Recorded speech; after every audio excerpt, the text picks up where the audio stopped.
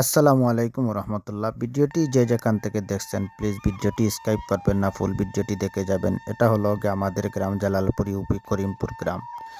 আমাদের গ্রামটি বৈশাখী ধানের উপর নির্ভরশীল। তো আল্লাহ পাক খুব বেশি বাম্পার ফসল দিয়েছিলেন এবারের বৈশাখীতে, কিন্তু এই দেখেন একদিনের টানা বৃষ্টিতে আমাদের ধানগুলা পানির নিচে তলিয়ে যাচ্ছে।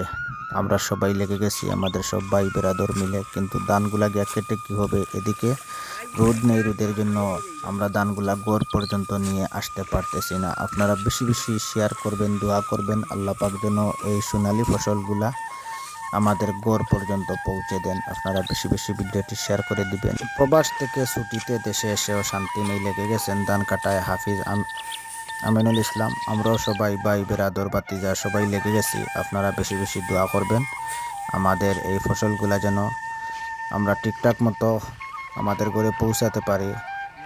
আল্লাহ পাক যেন আমাদের এই ফসলগুলাকে রক্ষা করেন, হেফাজত করেন। আপনারা সবাই বেশি বেশি শেয়ার করবেন। আসসালামু আলাইকুম ওরহমতুল্লাহ।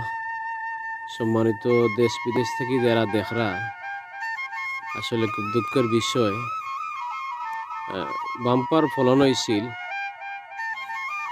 বড়ুয়া ধান হয়েছিল আলহামদুলিল্লাহ। তো মানুষে অনেক ধান খাটছে, খাটিয়ে নিয়ে যেখানে রাখছে। অধিক বৃষ্টির কারণে আজকে ও জায়গা পর্যন্ত বড়া পানি, অর্থাৎ বর্ষাকালের পানি এখন পর্যন্ত পৌঁছে গেছে। অনেক ধান মুড়ো গেছে গিয়া, অনেক মানুষের ধান খের গুল্লি দান ফাড়া দান, অনেক কষ্টের মাঝে মানুষ আছে। আপনারা দেশ বিদেশ থেকে যারা দেখরা, আপনারা আমরা লাগি দোয়া করবা আল্লাহ যাতে সহি সালামতে দানগুলা প্রত্যেকের ঘর পর্যন্ত পৌঁছাইয়া দিন। বিশেষ করিয়া দোয়া করবা আপনারা।